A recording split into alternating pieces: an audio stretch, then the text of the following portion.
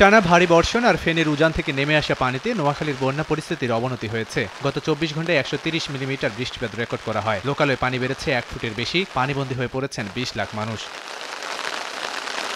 গত কয়েকদিনের ভয়াবহ বন্যায় জেলার 9 উপজেলার মধ্যে 8 উপজেলা আক্রান্ত হয়েছে। নতুন করে প্লাবিত হয়েছে বিভিন্ন এলাকা। ঘরবাড়ি ছেড়ে আশ্রয়কেন্দ্রমুখী হচ্ছেন অনেকে। বন্যা দুর্গত এলাকায় দেখা দিয়েছে বিশুদ্ধ পানি ও খাদ্য সংকট। কোম্পানিগঞ্জে বন্যার পানি তীব্র চাপে ভেঙে গেছে মুছাপুর স্লুইস গেটের 23টি ভেন্ট রেগুলেটর। বেগমগঞ্জ জেলাটা খুব নিচু অঞ্চল, তো এই জন্য কোমর পর্যন্ত মাথা পর্যন্ত পানি। কিছু কিছু লোকে একাধিকবার টান পাইতেছে, কিছু কিছু লোকে দেখা যায় একবারও টান পাইতেছে না। এই বন্যা আমার বয়সে আমি আর দেখি নাই, এত বেশি পানি আমাদের ঘরে এক কোমরেছে পানি। এদিকে স্বরাষ্ট্র উপদেষ্টা বন্যা দুর্গত এলাকা পরিদর্শন করে ত্রাণ সামগ্রী বিতরণ করেন। বিশুদ্ধ পানি ওষুধ সহ ত্রাণের অভাব হবে না বলে জানিয়েছেন তিনি। জনগণকে সহযোগিতা নিয়ে এগিয়ে আসার আহ্বান জানান উপদেষ্টা।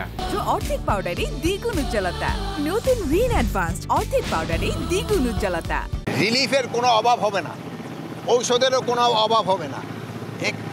আপনারা কারেক্টলি বলছেন যে অনেক জায়গায় যেতে খুব অসুবিধা হচ্ছে, আপনারা সাহায্য সহযোগিতা করবেন, অবশ্যই সব জায়গায় এটা পৌঁছে যাবে। হয়তো সাময়িক একটু অসুবিধা হচ্ছে, বাট এই অসুবিধাটা খুব একটা বেশি সময় থাকবে না। আর আপনারা যদি জনগণ যদি সব সাহায্য সহযোগিতা করে, অ্যাডমিনিস্ট্রেশন সব জায়গায় পৌঁছে যেতে পারবে। জেলায় 1098টি আশ্রয়কেন্দ্রে 1,82,309 জন আশ্রয় নিয়েছেন। সময় সংবাদ, নোয়াখালী।